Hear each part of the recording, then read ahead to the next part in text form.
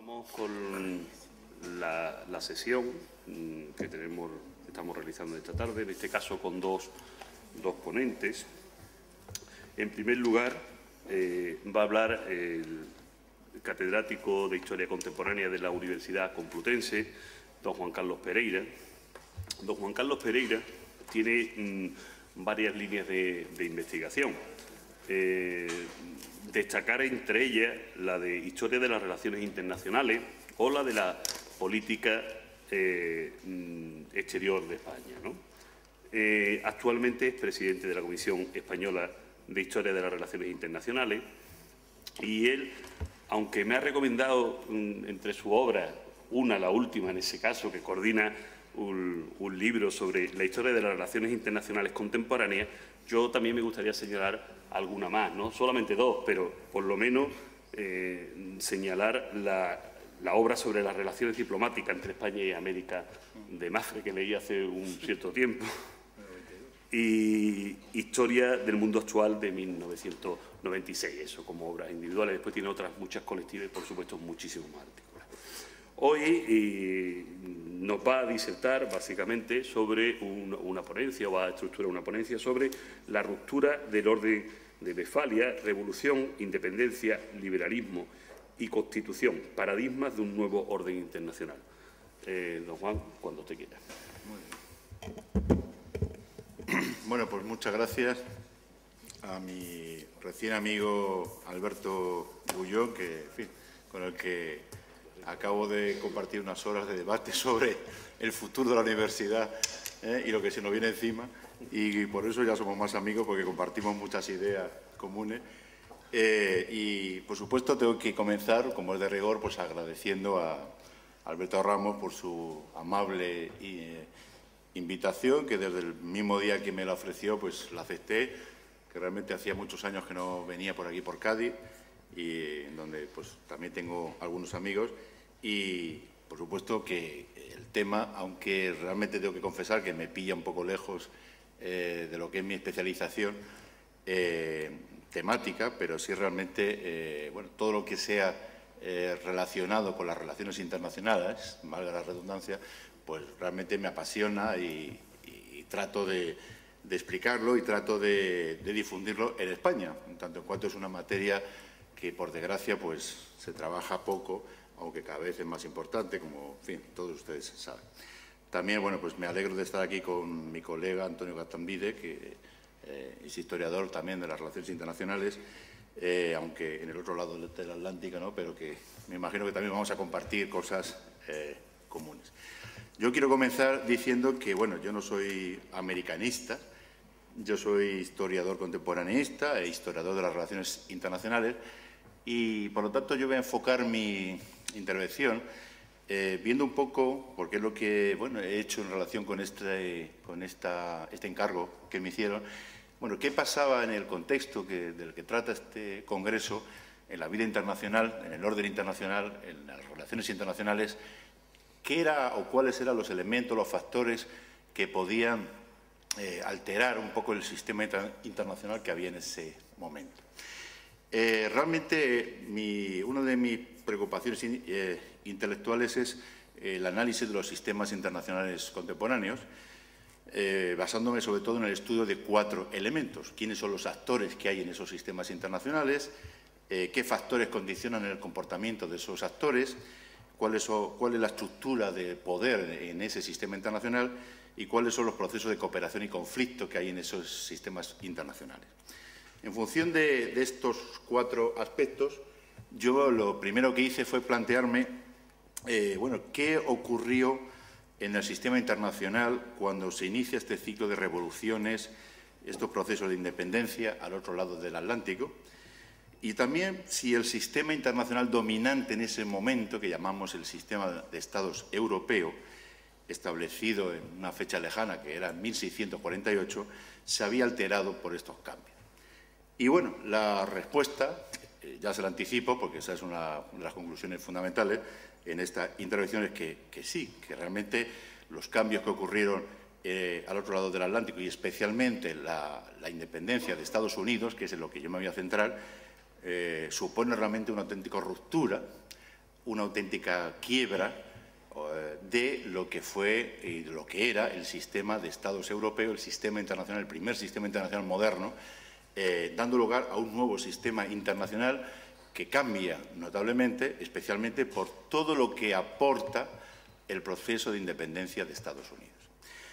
Bueno, a partir de esta idea, pues yo lo que comencé es a trabajar analizando pues, libros de la época, libros de Derecho Internacional, libros de política internacional, historias de Estados Unidos, para ver de todos ellos cuáles eran los elementos que, en mi opinión, podían haber influido en la reforma, en el cambio, la ruptura del sistema internacional dominante en ese momento. Bueno, para decirlo rápidamente y ver un poco cómo cambia, yo creo que hay que comenzar por hacer un análisis rapidísimo de dónde se parte para ver lo que se rompe, cuál es la situación que hay en el mundo para ver qué impacto tiene el proceso de independencia de Estados Unidos. Bueno, el punto de partida es muy claro, hay que situarlo pues 115 años antes de 1776, en una parte de Alemania, en Westfalia, en dos ciudades, en Münster y en Osnabrück, cuando se firma allí, como saben ustedes, el 24 de octubre de 1648, la Paz de Westfalia.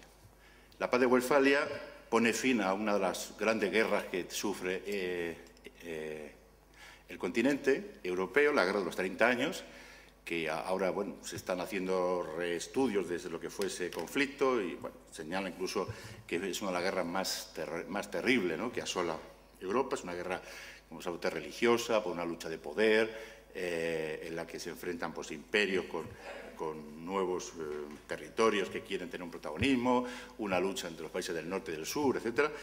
Bueno, el tema es que tras casi 4 años de negociaciones, como digo, el 24 de octubre de 1648 se firma lo que llamamos la Paz de Westfalia, los tratados de Westfalia.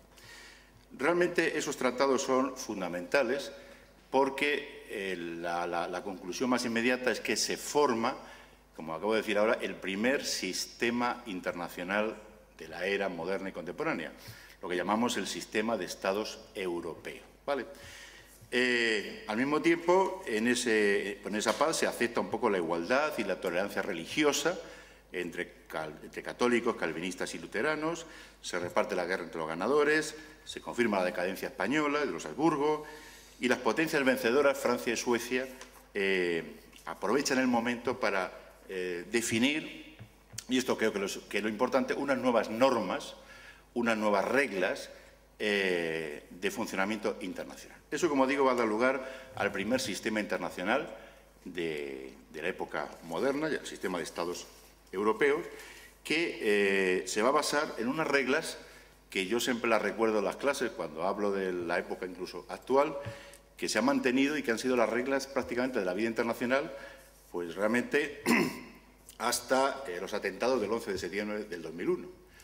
Cuando se producen los atentados en Estados Unidos, el presidente Bush, que ya, en fin, afortunadamente para muchos ya ha desaparecido, ya ha pasado a la historia, replantea por vez primera, bueno, él, Estados Unidos, los dirigentes norteamericanos, ¿no?, replantean todo lo que se había aprobado prácticamente, o casi todo lo que se había aprobado en la Paz de Westfalia. Porque fíjense ustedes que ahí están contempladas las reglas básicas, ¿no? En fin, no te lo voy a contar aquí, pero vamos, el respeto a los límites territoriales de los Estados, el tema de la soberanía de los monarcas sobre sus territorios, la no intervención en los asuntos internos, el respeto a los tratados, en fin, una serie de reglas que son fundamentales.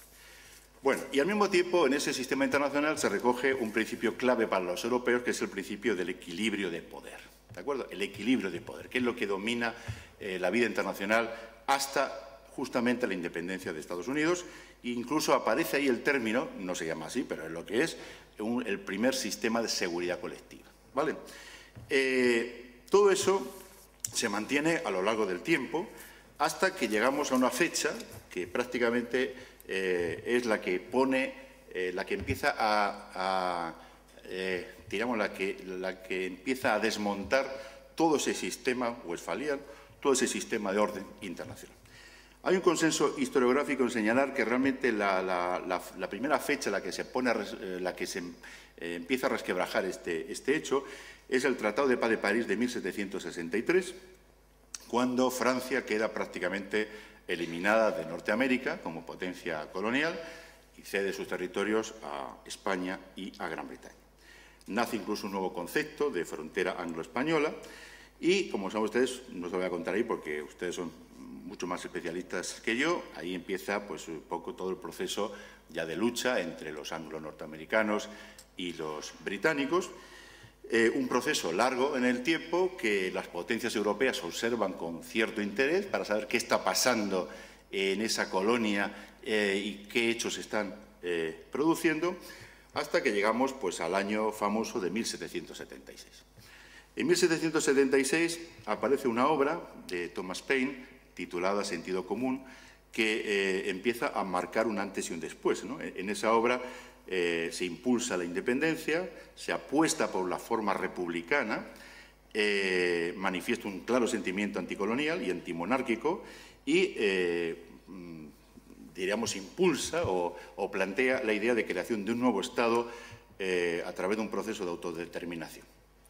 Como saben ustedes, en ese mismo contexto aparece un texto que normalmente no se cita, pero que creo que es muy importante, que es la Declaración de Derechos de Virginia, del 12 de junio de 1776, que realmente es el momento en que esta colonia plantea pues, toda una serie de derechos que aparecen aquí y plantea ya la clara ruptura, apostando por la independencia, por una constitución, diríamos, y por independizarse claramente del poder británico.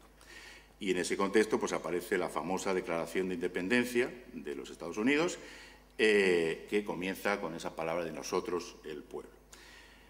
Bien, a partir de ahí se inicia pues, la guerra, una guerra de independencia que, como saben ustedes, se internacionaliza, que, todo hay que decirlo, tiene enormes consecuencias en Europa, en cuanto tanto las potencias que participan en la guerra como las potencias neutrales van a aprovechar para debilitar a Gran Bretaña, que es la potencia, digamos, a batir, ¿no? Que es la potencia, digamos, en fin, más importante y más dominante, con lo cual, diríamos, también se rompe un poco el principio del equilibrio de poder en Europa. España también, bueno, pues jugará para algunos hábilmente, para otros, pues realmente no, en fin, lo suficientemente bien.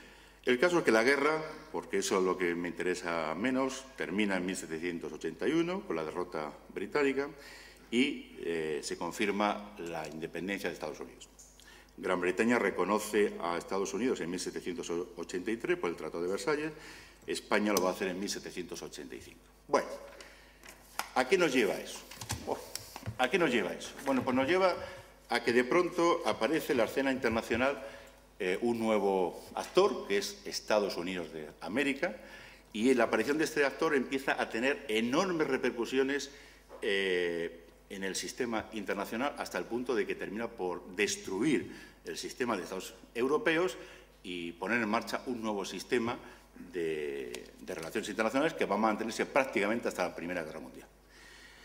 Bueno, yo he tratado de sintetizar las consecuencias que supone la independencia de Estados Unidos en el mundo internacional.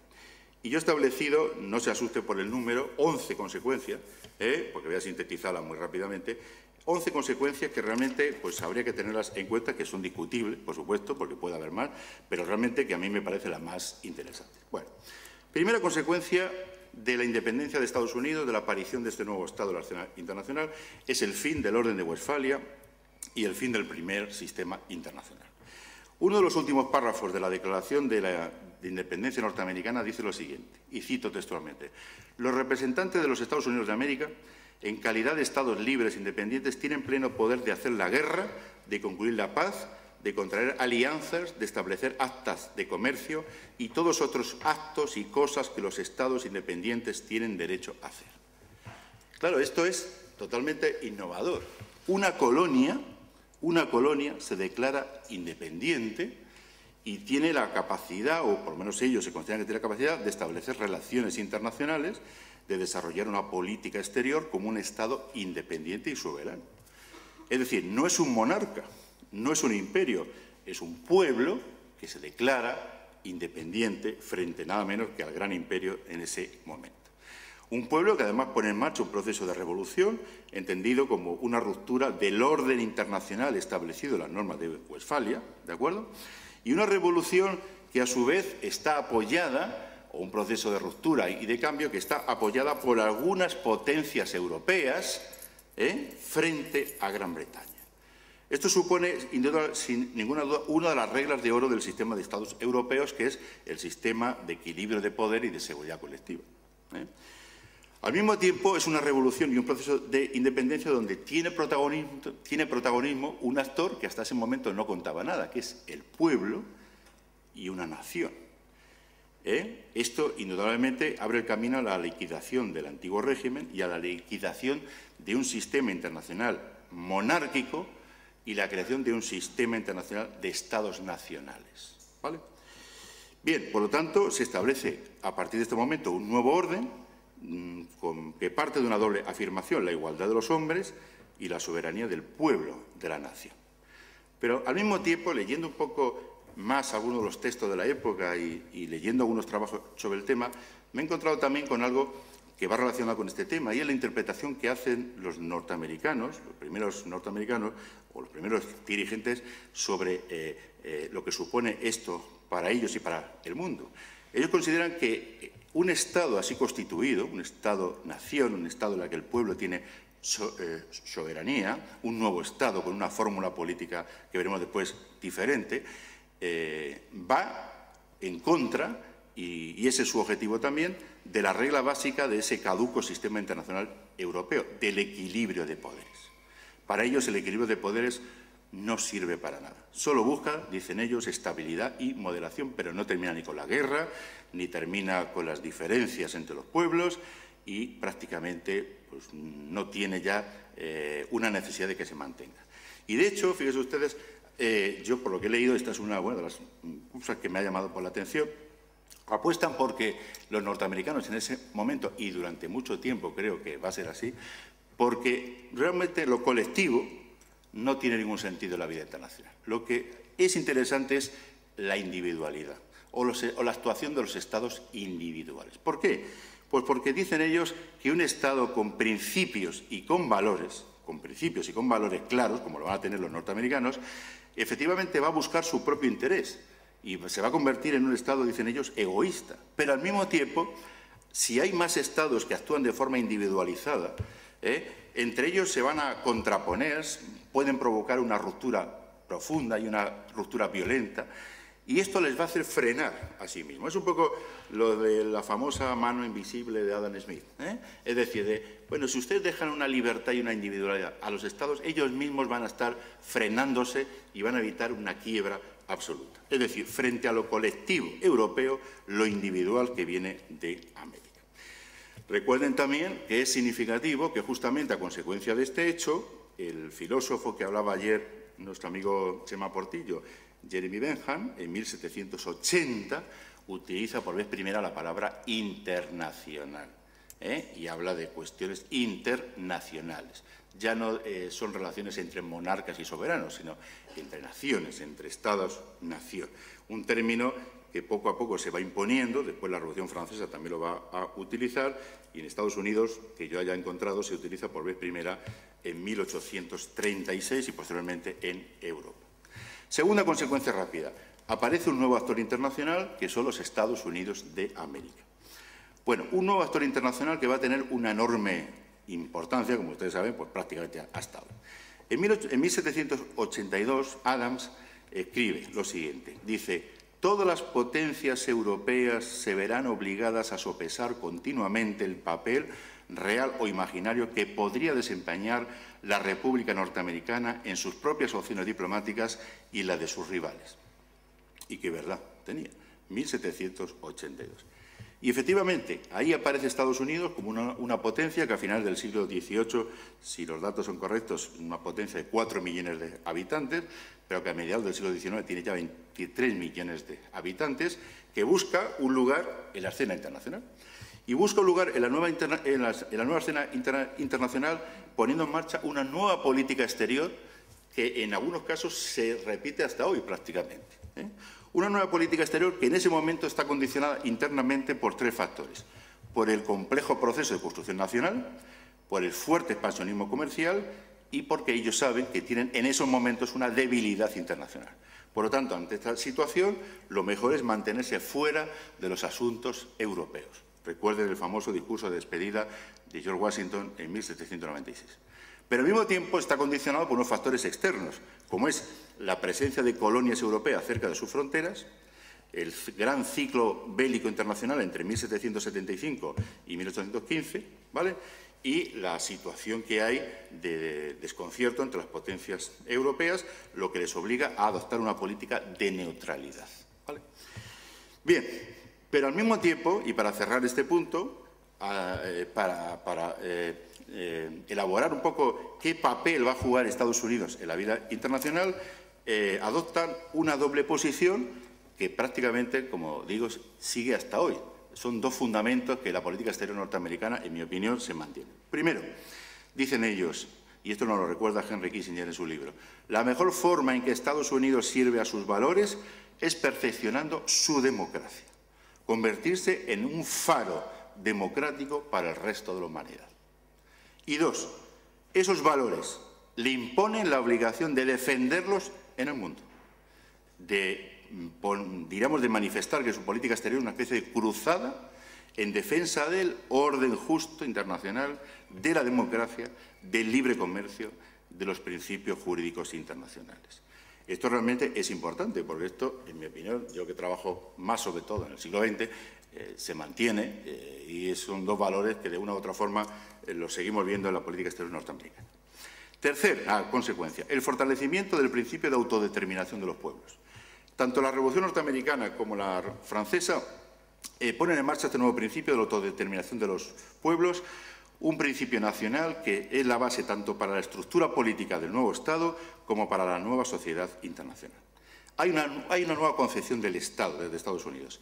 La nación soberana reemplaza al absolutismo dinástico.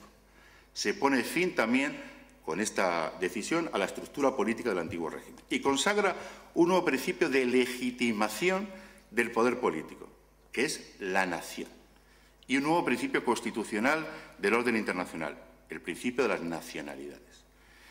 Esto tiene una enorme influencia internacional en América, como ustedes saben, y aquí hay muchos especialistas, porque esta pequeña idea que aparece en la declaración que dice las colonias son y tienen derecho de ser estados libres e independientes, marca, como decimos ahora, marca tendencia, como la moda, y esto va a ser muy importante. Son, por lo tanto, principios que empiezan a manifestarse, a expandirse o a extenderse, y que van a tener enorme repercusión. Cuarto principio, surge también el republicanismo. El republicanismo como una alternativa a la monarquía absoluta, pero también como un signo de ruptura, de cambio e incluso de rechazo a la idea imperial. Aquí, sin duda alguna, pone el acento, yo creo que se pone el acento en que el sistema de estados europeos tiene dos claves, que son la monarquía o el imperio, o si quieren ustedes, dos fórmulas de unidad, la fórmula monárquica o la fórmula imperial. Y los norteamericanos dicen, pues va a ser que no, existe la tercera, que es la que nosotros vamos a proponer. Una república que es sinónimo de libertad, de derecho, de constitución. Y además los norteamericanos consideran que la república, tal y como ellos la entienden, es una especie como de paradigma de la libertad. Y eso les conduce a establecer una especie de misión, una misión de civilizar regiones y pueblos en nombre de la libertad y de la prosperidad común. Es lo que yo he llamado una especie de república misionera, en ese sentido. Esto yo creo que es importante porque incluso también lo plantean a la hora de estructurar su estructura política, valga la redundancia. Por ejemplo, ellos sostienen que una república, tal y como ellos lo conciben, es lo bastante grande para que tenga muchas facciones políticas, cada una de las cuales busca también su propio interés y, mediante un mecanismo automático, se va a tratar de buscar la armonía doméstica, como dicen ellos, utilizando otra vez esa especie de mano invisible, y de ahí un poco ese sistema de separación de poderes a base de frenos y equilibrios. Bien, quinta. La independencia norteamericana introduce el constitucionalismo moderno, constitucionalismo basado en el liberalismo.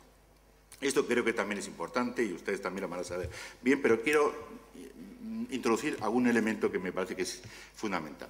Estados Unidos, como saben ustedes, se dota de una constitución breve, la más antigua, del 17 de septiembre de 1787, ¿vale? Una constitución escrita, no consuetudinaria, una constitución que dicen ellos que se basa en una definición breve pero rotunda. La Constitución es una norma escrita, dotada de cierta rigidez, elaborada de forma solemne, que limita el poder estatal y garantiza las libertades individuales. Punto.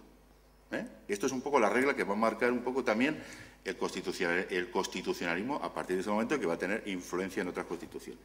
Una Constitución de características federales, que va a ser ratificada en 1788 y que pone en marcha un nuevo proceso político que justamente coincide con la fecha de 1789, momento en el que se convoca el primer Congreso Federal y se elige al primer presidente, George Washington, que coincide también con la Revolución Francesa.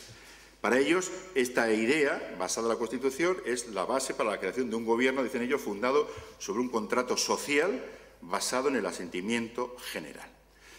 Pero al mismo tiempo, y esto yo creo que es importante, esta Constitución y este federalismo trata de ser un constitucionalismo y un federalismo realmente abierto, aunque luego voy a ampliar un poquito esto, es decir, en el sentido de que no se trata de una Constitución, digamos, cerrada, de una Constitución que, diríamos, se limita a un conjunto de territorios, sino que, y esto es un aspecto que aparece en más ocasiones, es una Constitución con un carácter que le da un carácter al Estado expansionista, abierto, es decir, que sin una frontera delimitada, cosa que voy a ampliar posteriormente. Bueno, la sexta consecuencia es el fortalecimiento, la instauración, la consolidación de un término que es innovador en este momento, que es el término pueblo.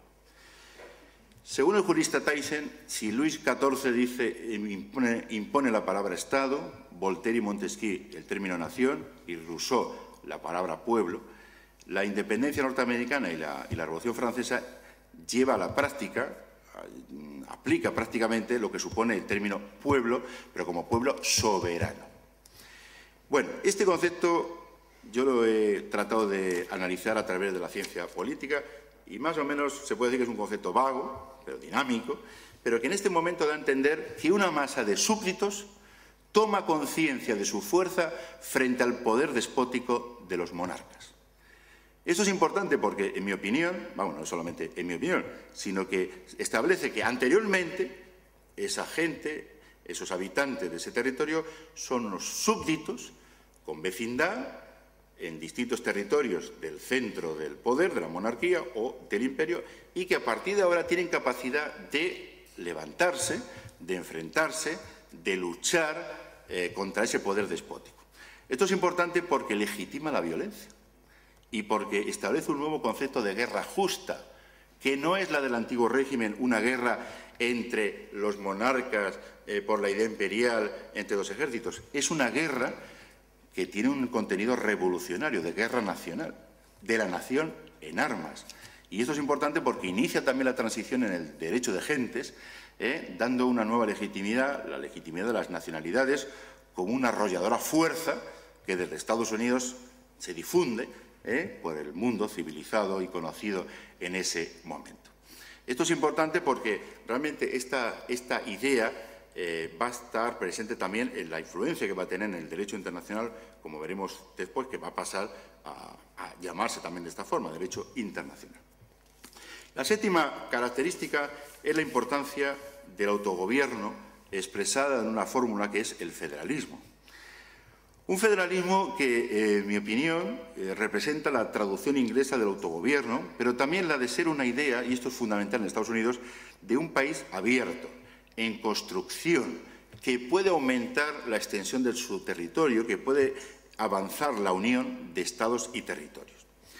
Yo creo que esto va relacionado con la relativa facilidad con que Estados Unidos obtiene territorios y esto impulsa un desarrollo de un nacionalismo íntimamente vinculado al expansionismo territorial continental.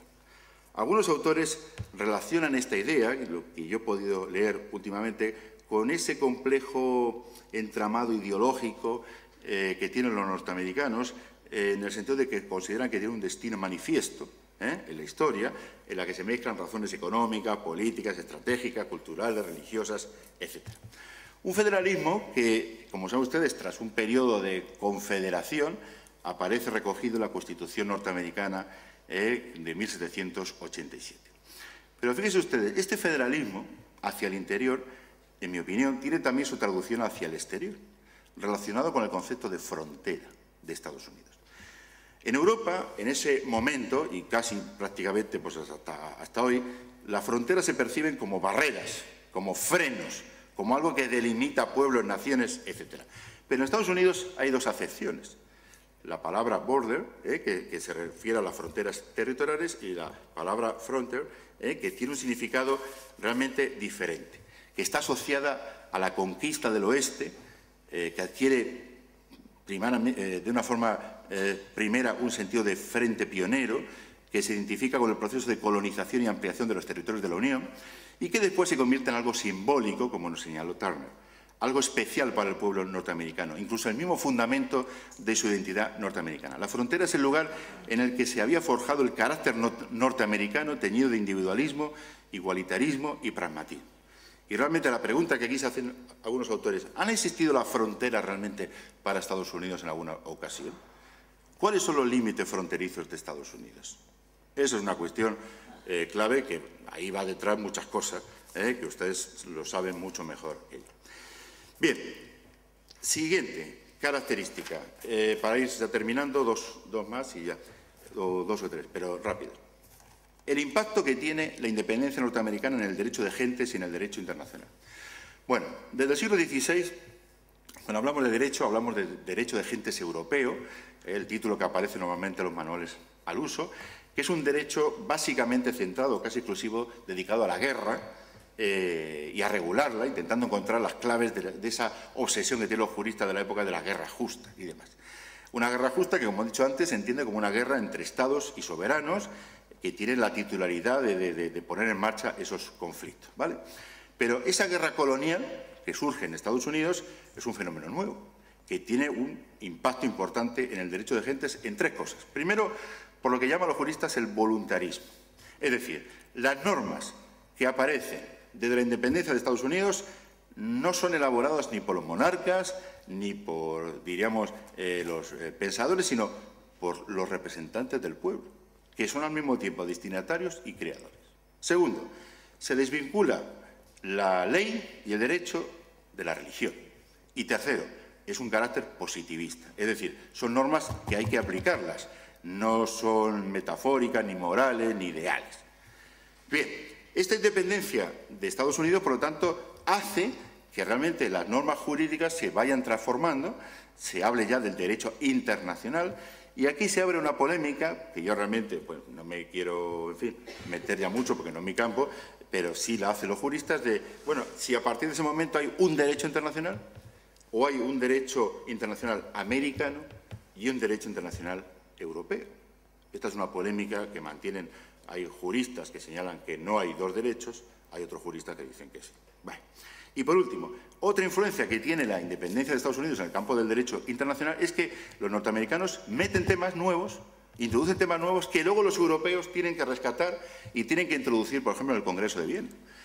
Un derecho relativo, por ejemplo, a las actividades marítimas como la libertad de comercio y de navegación en alta mar, los derechos y obligaciones de los neutrales en tiempo de guerra, la definición más estricta del contrabando y el bloqueo marítimo o la reciprocidad de los tratados comerciales. Esto es algo que los europeos tienen también que rescatar e introducirlo en sus leyes, en sus normas. En penúltimo lugar, la creación de un hemisferio occidental unido con el término del panamericanismo. Bueno, la propuesta de mayor resonancia, como consecuencia de todo esto, es la del presidente Monroe y la de Simón Bolívar. Bien, ambas propuestas comparten la idea, no me voy a meter en ella porque ustedes se la saben ya muy bien, pero ambas propuestas comparten la idea de separación, de diferencia entre lo europeo y lo americano.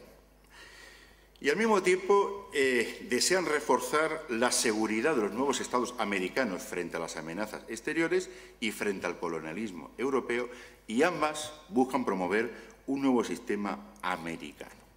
Esto es lo que luego se va a plasmar en el panamericanismo, en fin, con una idea y con una historia, como saben ustedes, pues realmente muy larga que no voy a entretener aquí. Bien, por último, y ya sé que termino, la aparición de Estados Unidos y las consecuencias que tiene en América va a dar lugar a nuevos tipos de conflictos interamericanos para los cuales se buscan nuevas soluciones que son muy interesantes de estudiar. Efectivamente, las guerras en Europa son guerras fundamentalmente políticas, guerras por lucha por el poder, por la ampliación de territorios, por el equilibrio continental, guerras religiosas, pero las independencias americanas dan lugar a un nuevo tipo de guerras por nuevas causas. Guerras fronterizas, por el curso de los ríos y la navegación de los ríos, por el control de los recursos. ¿Esto qué significa? Que realmente se plantean una serie de cuestiones que no es que fueran novedosas o que son nuevas, pero que adquieren una gran categoría, para lo cual se busca soluciones, en algunos casos, distintas a las europeas, como pueden ser la utilización del concierto europeo o la firma de acuerdos diplomáticos. En América, y especialmente en el sur, tanto en el plano doctrinal como en el de las instituciones, se buscan fórmulas jurídicas de conjunto tendentes a una codificación continental, soluciones de derecho.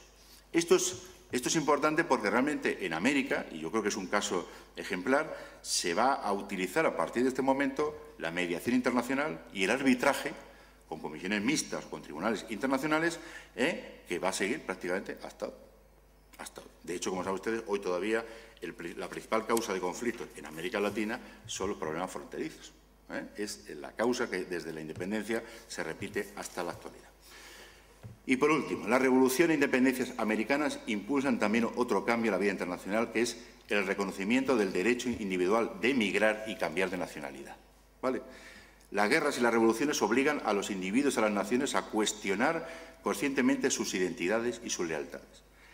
Durante las guerras napoleónicas se desarrolla una intensa polémica transatlántica sobre el tema de las identidades nacionales adoptivas por la práctica británica de detener y registrar embarcaciones norteamericanas en busca de desertores de la Armada, bajo el principio del carácter inalterable e inalienable de la nacionalidad.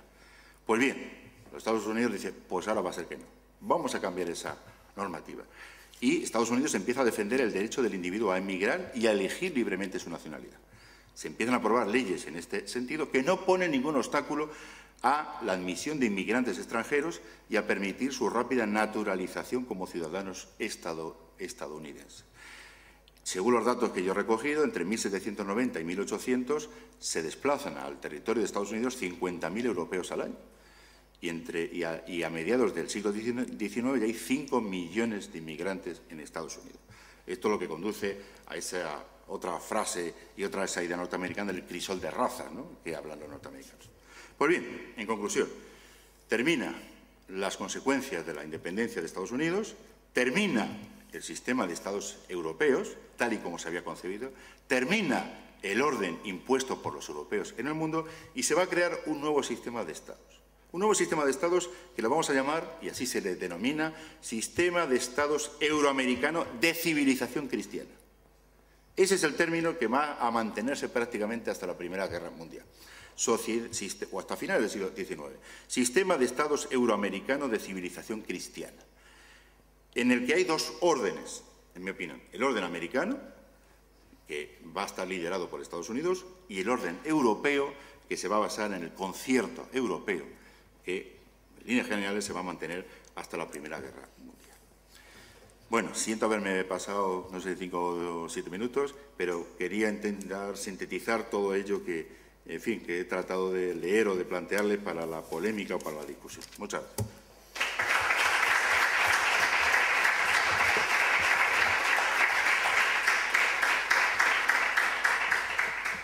Muchas gracias por tan ilustrativa charla, que yo estoy seguro que va a suscitar un debate muy interesante en algunos aspectos, por lo menos. Antes de darle paso al segundo ponente de esta tarde, recordaros que tenemos una presentación de un libro en el Casino Gaditano, en concreto en la fundación del Centro de Estudios Constitucionales en 1812, en donde se va a presentar en concreto La guerra de la pluma, estudios sobre la prensa de Cádiz en el tiempo de las Cortes. Tras esa presentación tomaremos una copa y un aperitivo, ¿no? ¿Esto parece? Parece realmente uno la secretaria oficinista en ese sentido, ¿no? Pero, sin más preámbulo, después de ese recordatorio, sí presentar al segundo ponente, ¿no? En este caso, el segundo ponente es don Antonio Gastambide. A Antonio lo conozco ya de hace algunos años, es aparte amigo personal, con lo cual es para mí un privilegio tenerlo aquí en Cádiz, como es lógico. Don Antonio Gastambide es catedrático de la Facultad de Ciencias Sociales del recinto de Río Piedras, de la Universidad de Puerto Rico. Fue catedrático de honor en la cátedra de Eugenio María de Hostos, ¿no? Si no recuerdo mal. Y es profesor afiliado al posgrado de Relaciones Internacionales y Globales de la Universidad Central de Venezuela. Don Antonio ha sido profesor visitante en la Universidad de Oriente, en Santiago de Cuba, en la Universidad de La Habana, en Cuba y en el Instituto Superior de Relaciones Internacionales también de La Habana, ¿no? Es doctorado en Historia Contemporánea en Estados Unidos, en concreto en la Universidad de Princeton, por Relaciones Internacionales, ¿no? Entre sus líneas de investigación destacaríamos, entre sus múltiples trabajos, los ensayos sobre el Caribe y las relaciones internacionales que se han publicado en distintos países de ese ámbito, ¿no? Especialmente en Colombia, en Cuba, en Jamaica o en México, ¿no? Es interesante, yo destacaría entre sus obras, o de lo último que estaba trabajando, los 2 capítulos en la Historia General del Caribe de la UNESCO del 2006, ¿no? Y otra obra, o una antología realmente, que es tan lejos, un libro, perdona, que se llama Tan lejos de Dios, ensayo sobre las relaciones del Caribe con Estados Unidos, que está publicado en San Juan de Puerto Rico en el 2006. Además, en este caso, don Antonio es presidente de la asociación, o ha sido presidente de la Asociación Puertorriqueña de Historiadores y es actualmente vicepresidente de la Asociación de Historiadores del Caribe.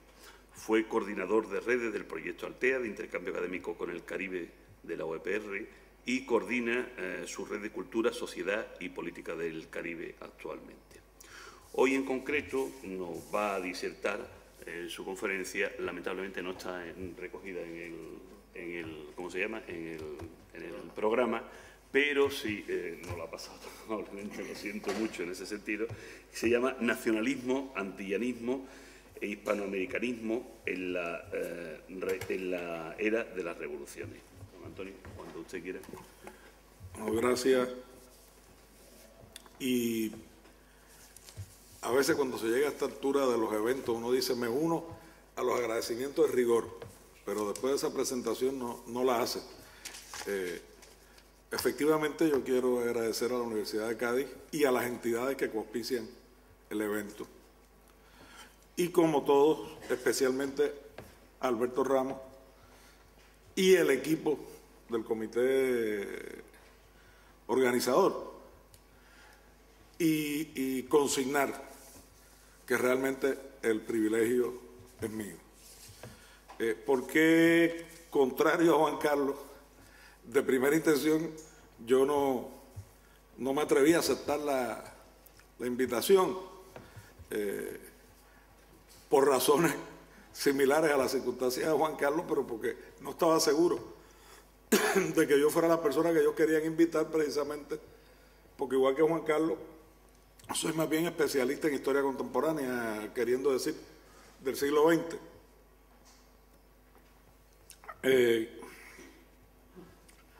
Pero afortunadamente estoy embarcado este año en una licencia para escribir un libro de un proyecto que realicé en la Cátedra Hostos, que va a tener por título, hasta ahora y por buen tiempo hace que le puse el título, Geopolítica del Antillanismo, que es un estudio sobre la dinámica entre antillanismo y latinoamericanismo en el último tercio del siglo XIX, y sobre todo entre los 3 principales personajes que no solamente escenificaron las luchas antillanistas y latinoamericanistas, que fueron docenas de personas, pero los que más teorizaron y escribieron o sobreviven los escritos de la temática, que son Ramón Emeterio Betance y Eugenio María de Hostos, puertorriqueño, y José Martí, que no hace falta decir que es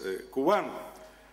Entonces yo le envié a Alberto este título que ustedes ven, Nacionalismo, Antoyanismo e Hispanoamericanismo en la era de las revoluciones, y estuve casi hasta el último momento tentado de cambiar el título y ponerle geopolítica, identidades y otros engendros de la era de las revoluciones.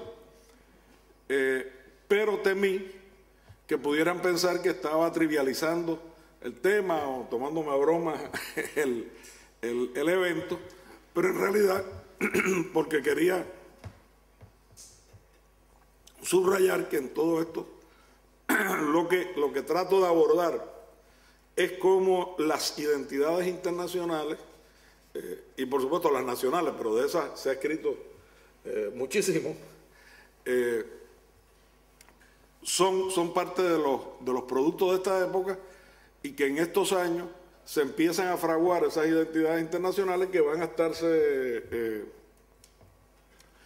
planteando y debatiendo y conformando a todo lo largo del siglo. En ese sentido, ¿no?, las identidades nacionales e internacionales emergieron de las revoluciones sociopolíticas en el mundo atlántico, comenzando en el 776 con la Revolución de Independencia, las 13 colonias de Norteamérica, y culminando con la Guerra de Independencia Hispanoamericana hasta 1825, se fueron forjando los Estados-naciones contemporáneos. Los Estados-naciones contemporáneos. Después le hago un chiste a Sergio Guerra. Me recuerda a otras épocas que le cortaban uno los micrófonos, ¿usted acuerda de eso? Se fueron forjando los Estados-naciones contemporáneos y con ellos el nacionalismo que los justifica y sostiene hasta nuestros días. Los imaginarios que emergieron de esa revolución atlántica también fraguaron nuevas maneras de mirar ya no solo el mundo atlántico, sino también el resto del globo. En aras de la brevedad, solo quiero consignar, aunque debería de ser relativamente obvio, que se utiliza el concepto de identidad no en el sentido de idéntico o de los esencialismos que han sido superados, sino en el sentido de identificación que puede ser externa o interna, puede surgir del seno de un determinado grupo, de una determinada sociedad, o puede ser sobreimpuesto sobre ello, pero que de una manera u otra genera un sentido de pertenencia que siempre es interno. Esta ponencia explora la maduración de algunas identidades nacionales e internacionales en América durante esa época. Si bien las ideas antillanistas antecedieron a la idea de una América Latina, la idea de una América Latina es de la segunda mitad del siglo XIX.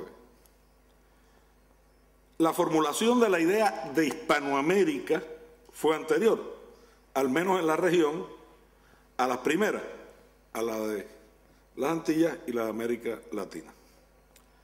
En tanto definidas como los diversos proyectos para una federación o una confederación de las Antillas, sobre todo una confederación de las Antillas Mayores.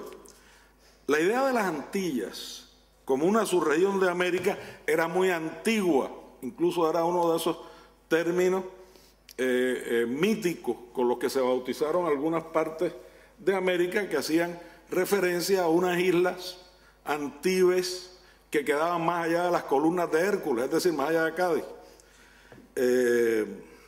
Pero los primeros proyectos para una federación o una confederación de las Antillas datan de fines del siglo XVIII y entonces solo en Europa. Según las investigaciones del antillanista Paul Stratt, la más antigua la hizo el británico Arthur Young en su obra principal de 1792, Travels in France, 87, 88, 89, donde propone, entre otras cosas, las islas azucareras de todas las naciones en las Indias Occidentales, incluida la gran isla de Cuba, son bastante considerables para formar una nación independiente y libre. La segunda formulación corresponde a un francés, Dominique Georges Riom de Prolac de Four de Prat. Yo creo que tenía más nombre que cuerpo. El barón de Prat, que se firmaba Abate de Prat, fue quien primero, en Le Trois H de Colonie, proponía, y cito, todas las colonias de las Antillas, con la salvedad de Trinidad y Curazao, deben ser reunidas en un solo y mismo Estado y no formar sino un mismo cuerpo. Entre los dos autores, sin embargo, el llamado precursor de las independencias hispanoamericanas, Francisco de Miranda, que como saben ustedes murió aquí en la Carraca, que Sergio no ha logrado visitar todavía. Francisco de Miranda había adoptado una postura muy diferente hacia las Antillas. Según Estrat, un documento firmado en 1797 por Miranda y otros patriotas disponía que, y cito, y esta cita quiero subrayarla particularmente porque después va a corresponder un poco con la actitud geopolítica, sobre todo de Bolívar, frente a la independencia de Cuba y Puerto Rico. Cito a Miranda y un grupo, ¿no? Respecto de las islas que poseen los hispanoamericanos en el archipiélago americano, la América meridional solo conservará la de Cuba por el puerto de La Habana, cuya posesión, como la llave del Golfo de México, le es indispensable para su seguridad. Las otras islas de Puerto Rico, Trinidad y Margarita, es interesante además que las reduzca esas tres, por las cuales la América meridional no tiene interés directo, podrán ser ocupadas por sus aliados, la Inglaterra y los Estados Unidos, que sacarán de ellas provechos considerables. Miranda, por cierto, aparece en ese documento como precursor también de la adopción del término Hispanoamérica. Según el chileno Miguel Rojas Mix, con el proceso emancipatorio termina por imponerse el nombre de americano. Y si bien para referirse al continente se habla de América meridional, el término retenido será el de Hispanoamérica, y esta denominación se difunde entrado el siglo XIX, pero había sido acuñada antes de la independencia. Es importante subrayar esta coexistencia con el término americano, a la que solemos darle poca atención en América Latina y el Caribe. La manera fluida en que estos personajes, y a lo largo del siglo XIX se iba a utilizar el concepto americano y el concepto hispanoamericano y el concepto latinoamericano como conceptos fundamentalmente intercambiables. Humboldt escribía a comienzos del siglo XIX: los criollos prefieren que se les llame americanos. Y desde la Paz de Versalles, y especialmente desde 1789, se les oye decir muchas veces con orgullo: yo no soy español, soy americano. Palabras que descubren los síntomas de un antiguo resentimiento. Esta fluidez en las identidades se reflejó en la primera formulación americana sobre una federación o una confederación de las Antillas, en 1811, en una solicitud del cubano José Álvarez de Toledo al gobierno de Estados Unidos. Según el historiador cubano Carlos Treyes y Gobín, el 16 de noviembre de 1811, Álvarez de Toledo le pidió una entrevista a James Monroe, que a la sazón era secretario de Estado, en la cual, cito, le informó también de que en dichas islas, es decir, Cuba, Santo Domingo y Puerto Rico, para cuya independencia Álvarez de Toledo le pedía apoyo a Estados Unidos, se tramaba llevar a cabo una confederación antillana independiente y que solicitaban para ello el auxilio de los Estados Unidos. Hay una segunda parte que trata sobre Álvarez de Toledo, por cierto, un personaje bastante nebuloso del escenario de Cádiz y del escenario de las independencias hispanoamericanas, pero que aquí tiene que figurar, porque efectivamente hasta ahora es la referencia más antigua que hemos encontrado a un proyecto de confederación antillana. José Luis Álvarez de Toledo Dubois nació en La Habana en 1779, hijo de sevillano y jerezano, también aquí del área. Enviado a España, había alcanzado el grado de teniente de navío desde al menos 1808, cuando comenzó servicio en las guerras de España, es decir, la llamada Guerra de Independencia.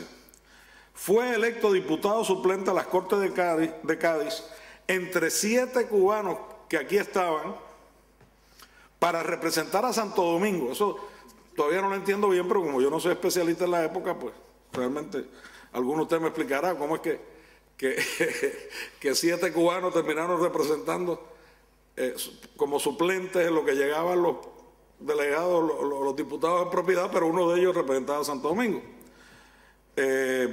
Participó en las sesiones desde el 24 de septiembre de 1810. Se destacó en la defensa de las proposiciones que reclamaban, entre otras cosas, igualdad de representación. Y ahí hay un discurso que no voy a citar porque lo incluyo a los efectos de la afirmación que hace de soy americano, ¿no? Y es preciso establecer una entera igualdad entre los españoles americanos y los europeos. Alegadamente perseguido por los ministros cuya destitución reclamaban los diputados americanos, huyó en julio con la ayuda del cónsul de Estados Unidos, llegando a Filadelfia en septiembre de 1811, desde donde envió una defensa de su situación a Santo Domingo, a quien representaba en la Corte, y comenzó las gestiones antes mencionadas con el gobierno de Estados Unidos. Mientras tanto, publicó en Filadelfia, y aquí lo pongo en inglés porque así aparece en su escrito, el 10 de diciembre de 1811, un manifiesto o satisfacción pundonorosa a todos los buenos españoles europeos y a todos los pueblos de América. Al final del célebre manifiesto, Álvarez de Toledo exhortó al pueblo de Santo Domingo, cuyos derechos he reclamado en vano, a preferir la libertad a la servidumbre, la felicidad a tan penosos males y la gloria a una ignominia eterna. Pasó entonces a lo que también publicó aparte como una proclama a los habitantes de la isla de Cuba y tu pueblo de La Habana. Ahí hay variaciones en cómo escribe esta frase Trelles y Gobín.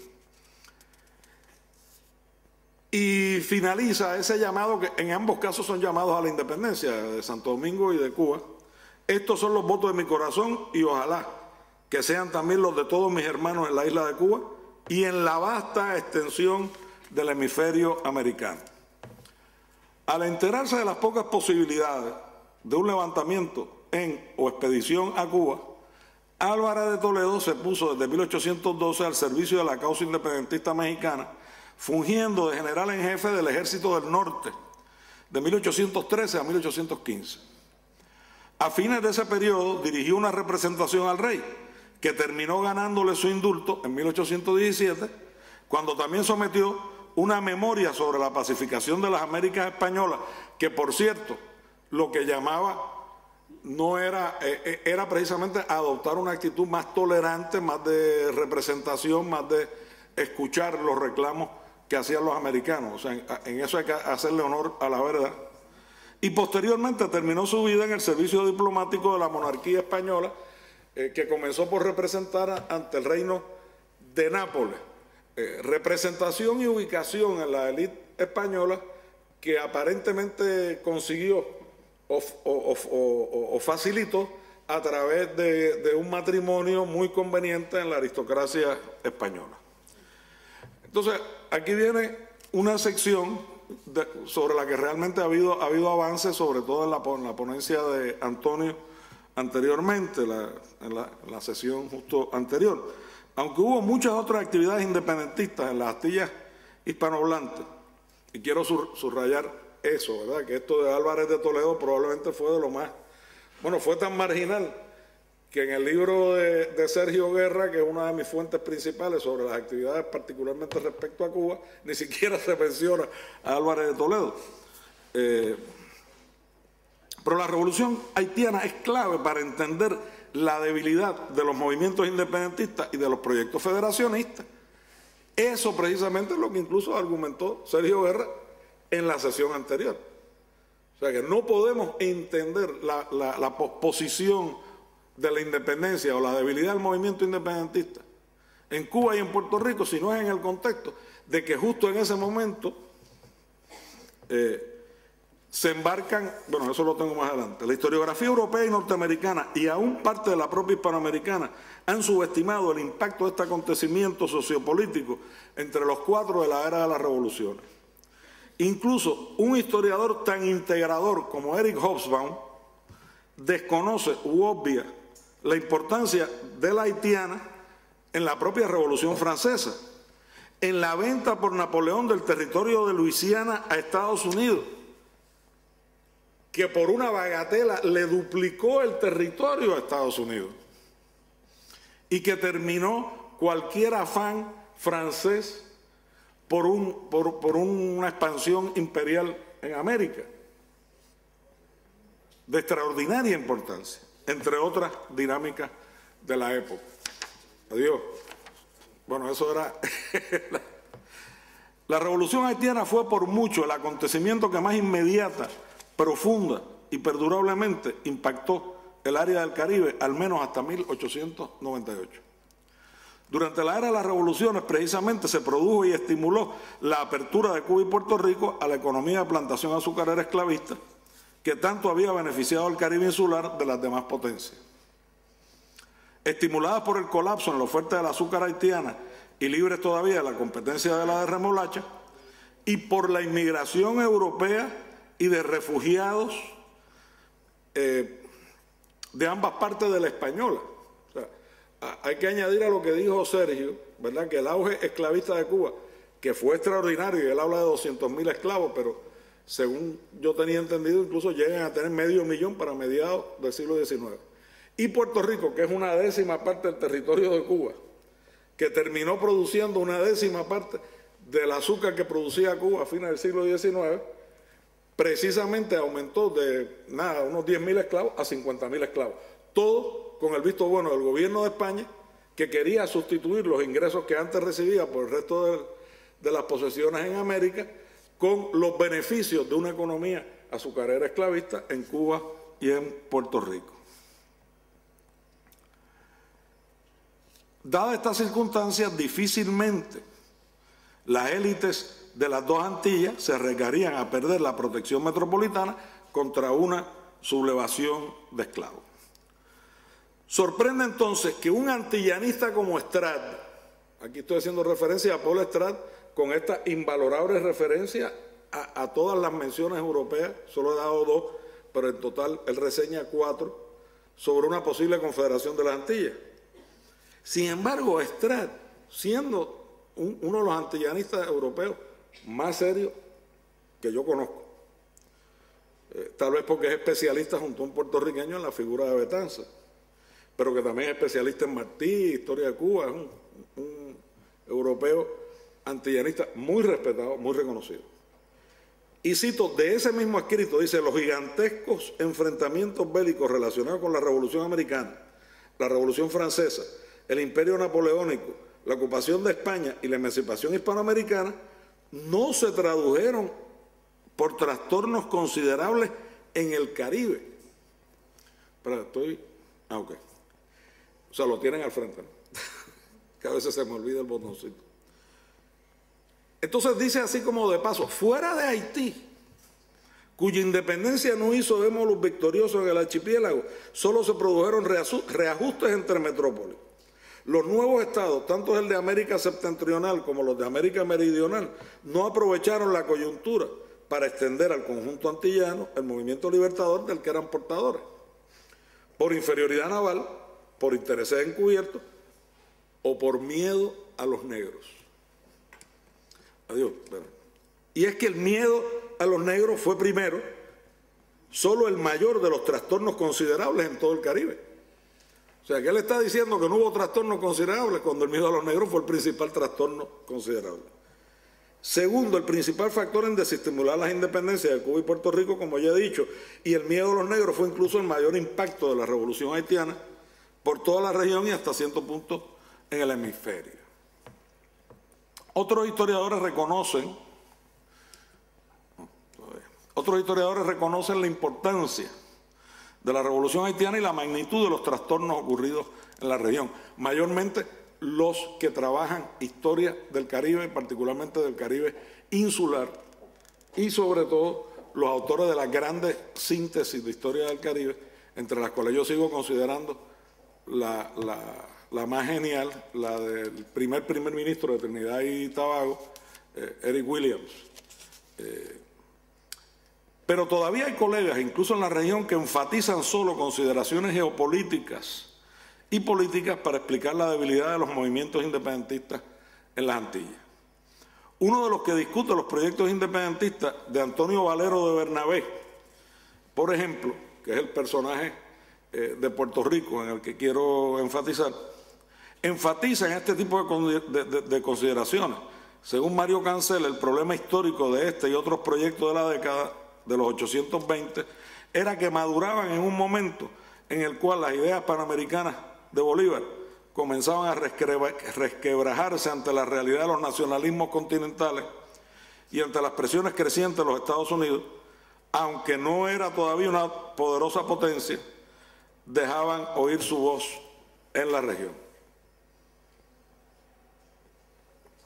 Al respecto, creo que serio se me fue, pero esto suena muy parecido a lo que él citaba de un historiador cubano contemporáneo, que yo creo que es un gran amigo de ambos y prefiero no decir el nombre que sospecho, de que Cuba no se movió hacia la independencia porque no estaba madura la identidad nacional. O sea, factores fundamentalmente políticos y no sociohistóricos, como fue principalmente el caso. Entonces, la última sección, que es naturalmente la más cruda, a mí se me pasó a decir que entonces esto viene a ser como parte del primer capítulo del libro Geopolítica del Antillanismo, que son todos los antecedentes de las ideas antillanistas, de la cooperación por la independencia entre Cuba y Puerto Rico, de las ideas hispanoamericanistas, antes de ese tercio, que es donde, para juicio de muchos, maduraron ambas ideas, y la idea hispanoamericanista se confundió, y no hay tiempo ahora de entrar en eso porque no corresponde además con el temario del Congreso, con la idea de América Latina. Ahora, sí quiero enfatizar en los pocos minutos que me quedan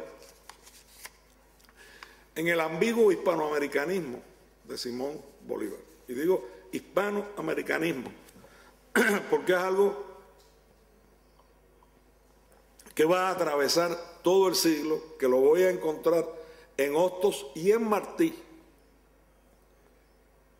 y por lo tanto durante todo el siglo es algo en lo que se están debatiendo los pensadores, sobre todo de Hispanoamérica y eventualmente de lo que será América Latina cuando se incorpore Brasil al proceso de reflexión entre la idea que mencionaba Juan Carlos del hemisferio occidental, de una gran unión de toda América bien definida, versus la idea de una unión hispanoamericana o latinoamericana de frente a Estados Unidos. Va a haber una constante ambigüedad, un constante ir y venir entre las dos ideas, incluso a veces dentro de un mismo texto, de un mismo pensador, y eso ocurre con Bolívar, que al resumir la lucha simultánea que se libraba en el Nuevo Mundo, concluyó con una muy citada observación: las islas de Puerto Rico y Cuba son las que más tranquilamente poseen los españoles, porque están fuera del contacto de los independientes, mas no son americanos esos insulares, no son vejados, no desearán su bienestar.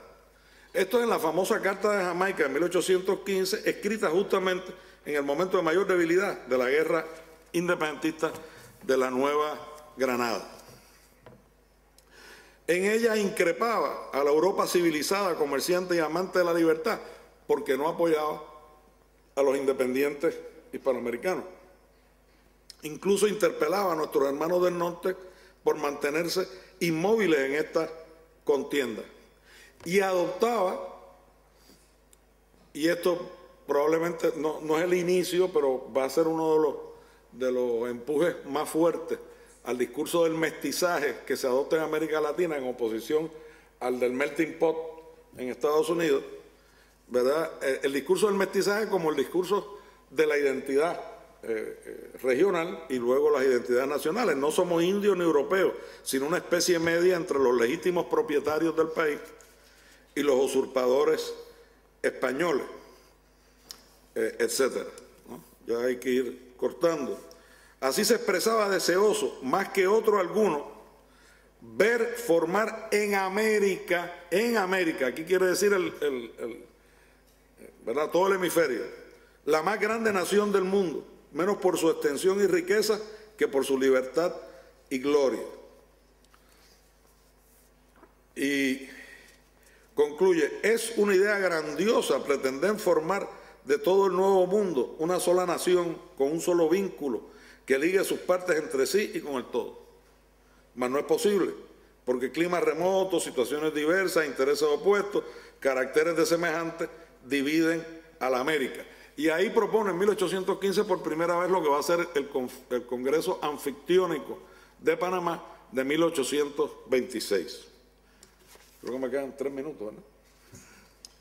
5 años después, los destinos de las independencias hispanoamericanas habían cambiado dramáticamente desde la deserción de Álvarez de Toledo y la Carta de Jamaica. La Revolución de Riego de 1820 precipitó la independencia conservadora e imperial de México, selló las victorias de la guerra independentista en la Nueva Granada y poco después entró en escena Antonio Valero de Bernabé. Valero de Bernabé nació en Fajardo, Puerto Rico, en 1790. Embarcó para América el 30 de mayo de 1821 como ayudante general de Juan O'Donoghue rumbo a México. Premiado por Agustín de Iturbide por su apoyo al acuerdo de independencia al que llegaron O'Donoghue e Iturbide para no hacer la guerra y resignarse a la independencia de México, decidió sin embargo irse a Venezuela, motivado de una parte por la declaración de independencia de Santo Domingo por José Núñez de Cáceres en 1821, es decir, esto es una declaración de independencia fallida de la parte española, de la española, que va a ser seguida al año siguiente por la invasión de Haití por los haitianos, presididos en aquel momento por Boyer. Pero mucho más fue la coronación de Iturbide como emperador en julio de 1822, porque contrario probablemente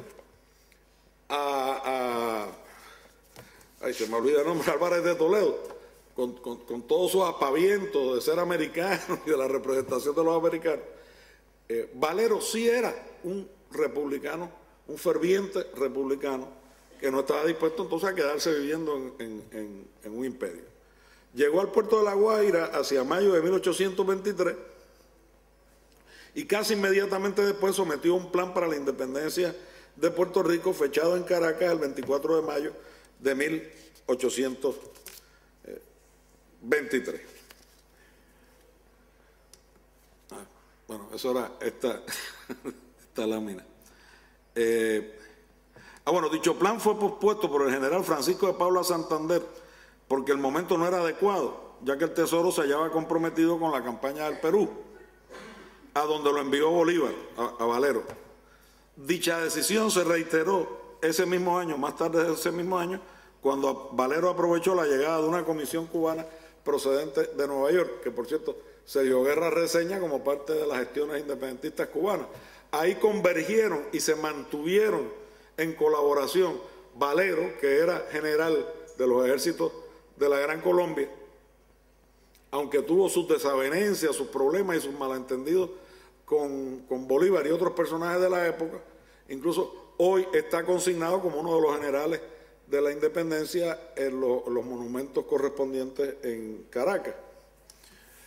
Según Mario Cancel, el historiador puertorriqueño que cité antes, las Antillas eran vistas como un apéndice de Hispanoamérica y como un elemento que podía y debía usarse para negociar acuerdos con las potencias europeas, aún a espaldas de los intereses antillanos. A esos efectos también coincide con una afirmación de Sergio en su libro. Bolívar, de hecho, demostró en ese periodo un vivo interés por resolver diplomáticamente el asunto de las Antillas. Su enfoque, sin embargo, se hizo claro cuando hizo el compromiso con el cubano José Agustín Arango de enviarlo como secretario de la legación peruana al Congreso de Panamá, que a la larga se celebraría, ¿saben eso, no? Entre el 22 de junio y el 15 de julio de 1826. ¿Qué ocurrió? Que el Congreso Anfictiónico de Panamá, creo que me sobrepasé 2 minutos, pero ya acabo. El Congreso Anfictiónico, aparte de que no condujo a ningún tipo de acuerdo entre las repúblicas hispanoamericanas, tenía como agenda algún tipo de acuerdo de nuevo hemisférico, porque Bolívar invitó a Estados Unidos y a Brasil, que no solamente no eran parte de la Hispanoamérica, sobre cuya unidad va a girar la mayor parte del discurso americanista, aún en la segunda mitad del siglo, pero además eran 2 repúblicas esclavistas. Entonces, Bolívar ahí obvió el apoyo que le dio el presidente Alessandro Petión en su momento de mayor debilidad. Después de Jamaica, él fue a Puerto Príncipe. Y eso no lo leí, lo pasé por alto, pero en ese momento de mayor debilidad, y además le prometió a Petión abolir la esclavitud. Después la indisposición de las élites neograndinas impidieron que Bolívar cumpliera esa palabra a Petión, pero además, para el Congreso Anfictiónico, invitó a Estados Unidos, invitó a Brasil, no invitó a Haití.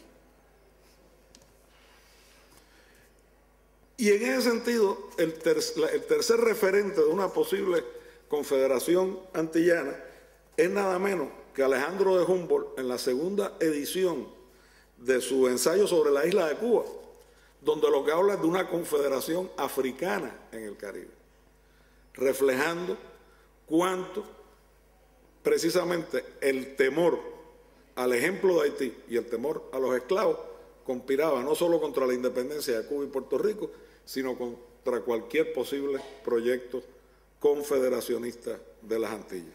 Disculpe el sobregiro y muchas gracias.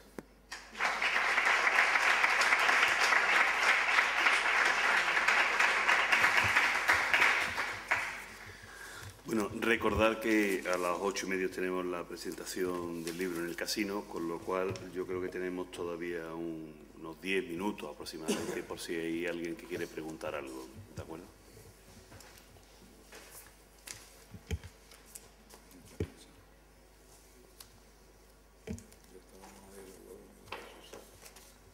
Sí.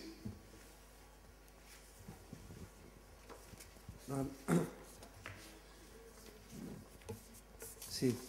No, a mí me interesaba de la exposición sobre el antillanismo la idea de identidad, ¿no?, que se desarrolla, o que cuál es el sentido de identidad para los americanos. Y además también creo que el perspectivismo, ¿no?, cuando ellos no se consideran indios ni usurpadores, ¿verdad?, el perspectivismo histórico que se da en esa afirmación, ¿no? No sé si... No sé si entiendo bien tu afirmación, pero de hecho quien hace esta afirmación es Bolívar, y de hecho el apelar a una identidad indígena, que hoy día llamaríamos, siguiendo a Evo, originaria. También ocurrió en la independencia de Estados Unidos. Uno de los incidentes más sonados, más pintorescos, más emblemáticos de la independencia de Estados Unidos, de hecho de los antecedentes a la declaración de independencia de Estados Unidos, fue la llamada fiesta del té en Boston, donde los colonos para protestar el impuesto sobre el té, se disfrazaron de indígenas, se treparon en los barcos mercantes y tiraron el té en la bahía antes que aceptar pagar los impuestos. En ese sentido, ya desde ese momento, y en el discurso independentista hispanoamericano, de una manera que yo realmente no domino, porque insisto en que no es la época que yo trabajo, está la semilla de lo que después va a ser un discurso, sobre todo de la Revolución Mexicana, de adoptar la antigüedad indígena como su antigüedad, del mestizaje como su identidad nacional, aunque los indígenas que quedaran vivos estuvieran totalmente marginados en la sociedad. O sea, una de las contradicciones monstruosas de la sociedad latinoamericana contemporánea, que adoptan la etnicidad, la diversidad étnica y sobre todo el indigenismo como parte de la identidad nacional, pero eso no quiere decir que les reconozcan los mismos derechos a los grupos indígenas más puros en su propio tiempo. Entonces esto está ocurriendo con Bolívar. Yo le comentaba a alguien que repasando los textos de Bolívar ya para la versión final de esto, después de esa carta de Jamaica, hay una segunda carta de Jamaica que él publica en un periódico y la firma El Americano. Y la manera de referirse a Bolívar, o sea que le cuestiona a alguien que cómo es que con una minoría de blancos van a ser repúblicas factibles, estados-naciones factibles en América Latina sin que se desaten guerras raciales. Y Bolívar responde de una manera que realmente, si no fuera tan patética, sería un poema. Porque lo que dice es que los indígenas lo que quieren es que los dejen quietos, en eso probablemente tenías razón, pero que todavía ven a los blancos y a los criollos y a los mestizos como semidioses y por lo tanto no resienten su dominio, y que los esclavos están tan bien tratados que no tienen por qué sublevarse. Entonces, en ese sentido, uno tiene un Bolívar que está en la primera carta de Jamaica, esto es el mismo año, afirmando ese mestizaje como el discurso de la identidad, y en otra carta expresando un descomunal desprecio por los indios y los esclavos, aunque yo no creo que él se diera cuenta. Yo creo que para él eso era una postura ilustrada.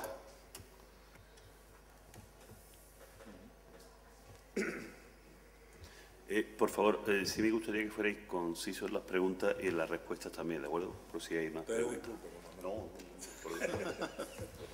No te quito el micrófono más, te lo juro. Bien, buenas tardes. Al segundo profesor, me gustaría saber si previo a 1770 hubo en toda esta región de las Antillas alguna construcción narrativa en torno a la patria, ¿no? Es decir, no sé si en Haití o en Cuba, etcétera, hubo alguna construcción identitaria, regionalista, no patriótica, sino en torno a la patria, que pudo haber significado como una especie de caldo de cultivo del cual después pudo haberse desarrollado, sin querer verlo en un sentido lineal, ¿no? Todo un proceso identitario. Y con respecto al primer profesor, cuando estaba exponiendo todos los elementos que a su juicio conforman el sistema internacional, pensaba, sin caer en anacronismo, ¿no? que el orden indiano o la monarquía católica hispánica bien puede ser como un laboratorio, ¿no?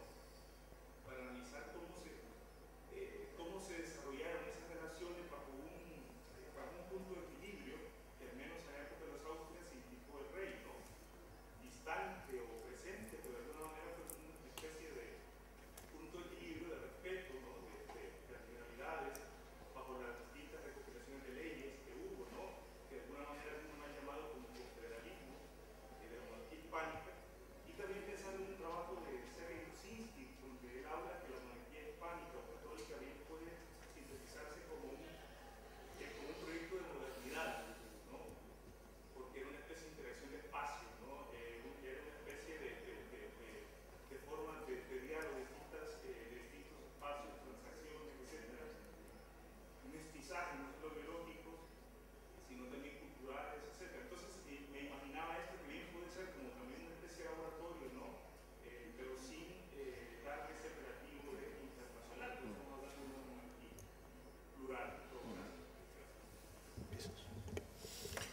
Sí, bueno, yo respecto a la pregunta que me afecta a mí, yo no soy modernista tampoco, ni me he ocupado de este tema.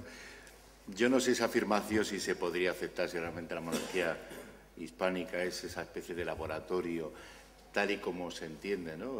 Dada la, pues no sé, la concepción que se tiene territorial del poder del monarca e incluso la relación entre lo que sería España con el resto de las colonias dentro del imperio.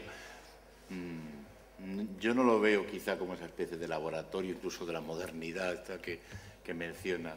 Yo creo que, por desgracia, yo creo que estudiando la historia, lo que yo conozco de la historia contemporánea, en fin, y lo que puedes estudiar con antecedentes, la monarquía española no se supo adaptar un poco a los cambios que iban desarrollándose en la vida internacional, no solamente cuando tiene el imperio, sino incluso después del imperio, que realmente no sabe qué hacer, hasta el punto de que cuando perdemos el imperio colonial, territorial o continental de América, la monarquía española no sabe dónde está. Es que no sabe dónde está.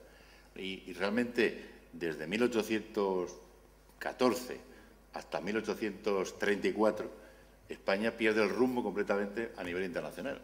Es un empequeñecimiento del país, no sabe exactamente a dónde mirar, no sabe exactamente qué es, si algún autor dice que pasamos de imperio a nación, pero realmente no sabe cuál es su articulación en la vida internacional. Y la fórmula que adopta en 1834, con el Tratado de la Cuádruple Alianza, es la de adaptarse a una posición de potencia media, con el apoyo de Francia y de Gran Bretaña, y a partir de ahí depender de ellas dos para tomar decisiones de cara a la vida internacional. Y esa postura, esa famosa fórmula de cuando Francia e Inglaterra marchen juntas, secundarlas, y cuando no, abstenerse, va a ser la regla de la política exterior española hasta prácticamente el franquismo. Es decir, que realmente yo creo que ahí, cuando España se derrumba como imperio, no sabe un poco responder ni busca fórmulas para decir, bueno, pues vamos a intentar buscar otra vía.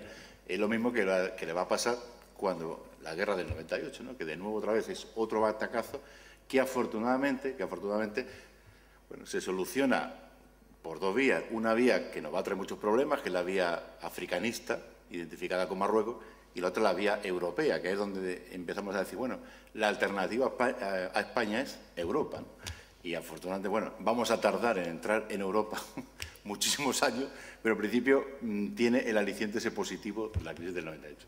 Pero yo creo que la monarquía española nunca, por lo menos de lo que yo conozco de la época contemporánea, nunca trató de adaptarse bien ni de responder un poco a los retos, problemas y tal, y realmente cuando esa identidad imperial se derrumba, pierde el rumbo completamente y no sabe realmente ni qué hacer, ni dónde ir, ni dónde proyectarse, ni dónde buscar su hueco, ¿no? En ese sentido, ¿no?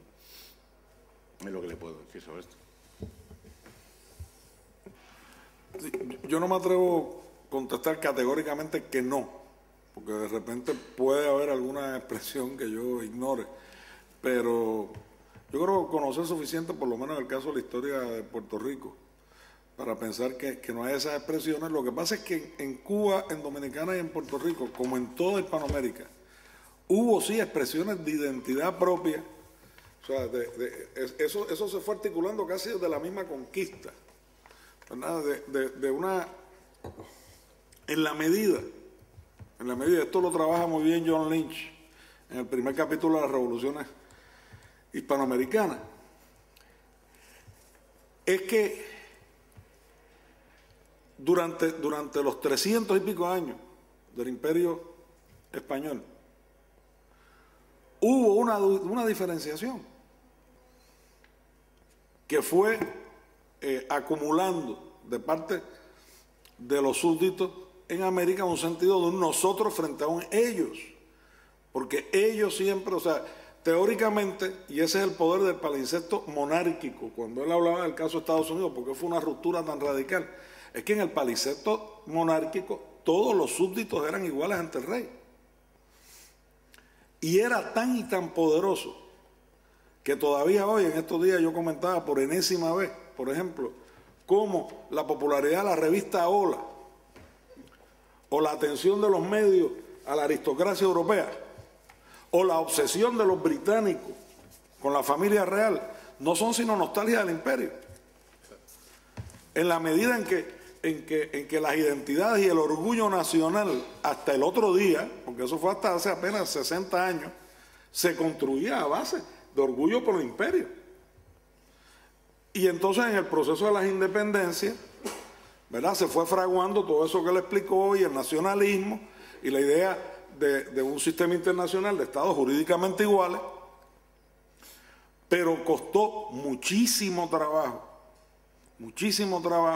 realmente romper con ese palincesto monárquico para afirmar una identidad propia completamente separada de Europa, porque la influencia de Europa, como después la de Estados Unidos, se manifestó de muchas maneras que no necesariamente eran explícitas.